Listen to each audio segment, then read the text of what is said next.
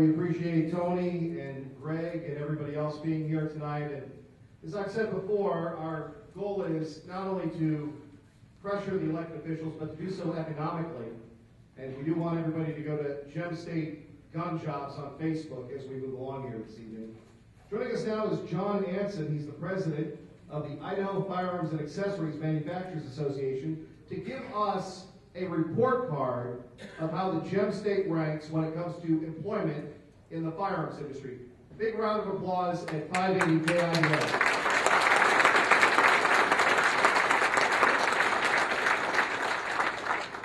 Thank you, Kevin. I appreciate the opportunity to come out and talk. We are a fire manufacturers trade association. We are here we started in about 2009. IFAMA supports firearms and accessories manufacturing and related services and products. Our primary goal is providing economic development tools, networking, partnering opportunities to those in or affiliated with the firearms industry in Idaho. These activities are designed to promote interests of our membership and affiliates and to educate the general public about the value of firearms and accessories. All of our board members are very strong Second Amendment supporters, and we support the Second Amendment through working through economic development and education.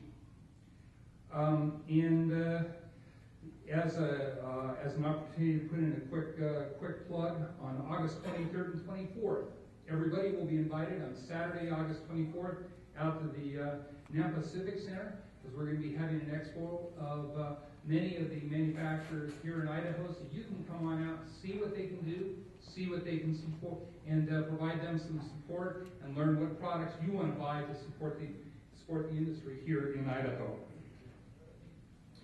I'm going to talk real briefly about some national facts so you have some perspective. The combined income in 2009, I have to apologize, the data's a little old, but it's the latest that we have from the National Shooting Sports Federation. There's about 200 large companies. Their combined annual income is over $3.8 billion. The total economic impact goes far beyond that, and we believe with all the impact that comes in with firearms and accessories, hunting and so forth, that impact is over $28 billion here on the U.S. economy.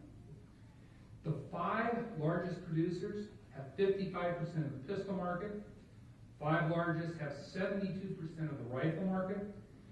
3 of those producers have about 86% of the shotgun market and 80% of the revolver market. In 2009, there were about 3 million firearms, and that might be getting close. I think in 2013 or 14, it's getting way closer to 5. In 2006 to 9, before Obama got really involved, the industry came up with 17,000 new jobs on top of the 86,000 people that are employed and about 92,000 that are in the extra industries. The industry has grown exponentially, as everybody well knows. And I just heard a report yesterday that the first quarter demand in 2013 is about 40% greater than it was in that first quarter of 2012. There's a lot of business out there. We need to be bringing that business to Idaho. Yeah!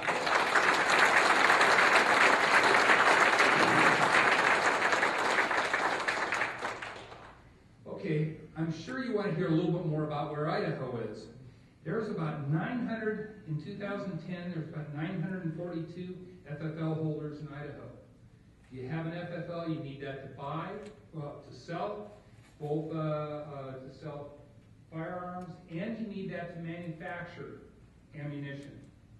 Okay, if you're doing shooting goggles and some things like that, not required. But if you're going to be manufacturing or selling firearms and ammunition, you need them. There's about 1,500 jobs in Idaho. For some reason, I think that number is a little low. And of those 1,500, there's $70 million being paid to people in Idaho in wages. Not an insignificant number. 3,100 jobs for total for everybody that's involved, and over $132 million. That's the good news. The bad news is the direct job rankings for Idaho in the United States is 25th. We are 19th for wages. But these businesses did put in about $28 million in business taxes, and which we ranked about 25th. There's lots of opportunity here available to us. Why do manufacturers want to come to Idaho? Okay, they want a stable workforce. People here are stable, they want to do a good job, and they're dedicated. They want access to markets. We have good access. We're well located with rail, water, and roads. We're doing real good for air transportation. And not so good in other places. We have a good fiscal environment, and that includes good tax structure. We're some of the best in the Northwest. Believe it or not, as much as we want to cuss at it, everybody else is a lot worse, especially Washington. We also have a stable supply chain, and we have a stable supply chain. This, let's see.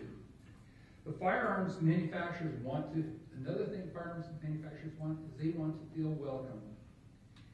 We have a rich hunting culture, and we have a strong Second Amendment support, and that's what we're doing here tonight. We're trying to tell manufacturers we want them to come here. As much as we are disappointed with what the legislature has done last year, we are still, even though we are still the best one of the best in the country. We have, as part of our Constitution in Section 11, I won't read it to you right now, but we have a very specific paragraph that talks about the right to keep and bear arms, and that's in our state legislature. We have, in our state constitution. In the Idaho Code, we have one of the best limitations on suits against firearms and our ammunition manufacturers, trade associations, or sellers. We put severe limitations on the right to bring suit and recover damages. Is it as good as it could be? No. Could it be better? Yes. But is it the best in the country? Yes, it is. We have a product liability code in the Idaho Code for the defectiveness in firearms and ammunition. It is still the best in the country, and it protects the manufacturers against improper use of firearms and ammunition. It is not the manufacturer's responsibility if somebody improperly uses that ammunition or that firearm. Is it the best we could do? It's the best in the country. What can we do to attract businesses here? We can continue to evangelize about the benefits of being in Idaho. We can develop a strong manufacturing and educational environment, and we can develop better supply chains in this state. I have a lot of notes, but I think I'm going to hold off going through those of the things that both IFAMA is doing and what other companies are doing here. But we are not, nobody is sitting on the heels and doing nothing. We've already talked briefly about what's happening in Colorado, where they are developing a regulatory situation that's pushing Magpul out, or Washington State in California with the high taxes. California with their environmental policies, which makes companies want to leave. Boy, we've talked to a lot of small companies that are coming to Idaho just because of that environment. We need to make sure that the companies that are looking for a place to go have a place to go. One thing I want to caution everybody about is in the short term, we want those companies here. It's good for Idaho, it's good for business. But there is a downside that everybody needs to be aware of. You don't want to bring companies here that really don't want to leave or can be encouraged to stay in some respects. And the reason is, every time a company, especially a large company, leaves and they bring all their jobs, that influence that those companies are going to have in those states, whether it is California, Vermont, Massachusetts, any other state that is anti-gunners, every time we bring them to Idaho, and by the way, we're working on bringing them, so don't get me wrong, but please be aware, when they move, there's that many people, jobs, business, and taxes. That influence, that positive influence, is not going to be felt in those states. In the long term, that is not in the Second Amendment's best interest if we don't maintain that support nationally. We have to support and do our best to get other people to support the Second Amendment. That's critical to all of us.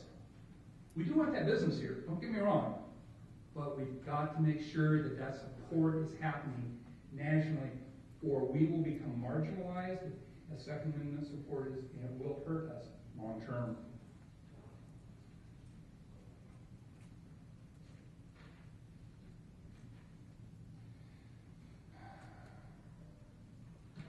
Oops.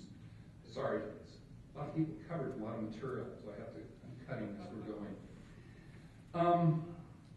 We have, what do companies want about raw materials or a good supply chain?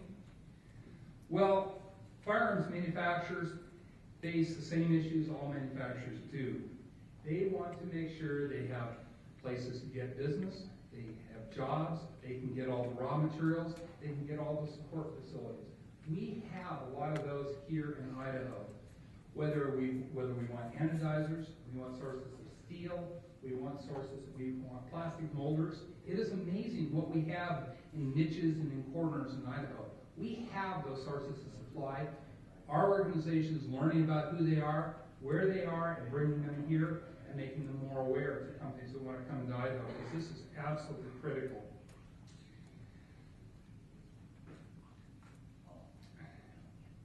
We have been talking to a lot of the businesses here in town. There is, as everybody is well aware, there's a shortage of supply for bullets, for ammunition, primers, and powder, whether you're a reloader or you're just a shooter. The biggest company we've been talking to is ATK. I was up there, just had a tour there last Monday, a week ago today. Those guys took their primer manufacturing capability, they doubled it in size 2 years ago. Because of the demand that was come out after Obama, they are still running that at 24/7 right now, and they're making 12 million plus primers a day. Okay? Their backlog that they told us about is over a year and a half, and that's a big improvement from when I was up there 4 years ago, and their backlog was at about 2.5 years. Holy smokes. You can run the numbers. They're adding capacity so they can get about 30% more cartridges out for 9mm, 357, 38, 40, and 45. And they're running all of this stuff at 100% capacity, and they're running everything 24/7. They cannot keep up with supply. They've cut off the supply to foreign manufacturers, and they are still, of course, trying to supply Homeland Security, and they're trying to supply domestic consumption and U.S. military. Homeland Security, military has stayed constant. The thing that has gone absolutely ballistic is domestic demand. That is us, everybody here in the room. So when you hear that you can't get primers, and lots of rumors out there, because I specifically addressed it with those guys, they said that's just not the case. They just can't plain old meet demand. When you got that type of demand, insatiable demand, you know what's going on with them. Boy, they're working their tails off. And these guys are doing a good job. And I'm seeing this in company after company after company. Two major manufacturers of firearms here in the Valley expanded their operations, and they are, in 1 year, they're already out of capacity, and they're looking at trying to figure out how to expand again. We work up with it. Our organization tries to do education. We're trying to provide, and is necessary, so those companies can come in, and companies that are here can stay. We're western Idaho and trying to get education, trying to put together grants, trying to do apprenticeships for these industries. Then anybody here looking for a job? If they are, go talk to Firearms Manufacturing. Those are the guys that are growing. Those are the guys that are hiring people. The jobs that are coming up in this state, the biggest growth industry in the country is firearms industry. Anyway, Idaho is a good place to go. Idaho is a good place to have to do business. They have done a good job. We're trying to work and trying to make it into a good business, a better place to do business for all companies here that are staying in Idaho and companies that are going to come in. Thank you.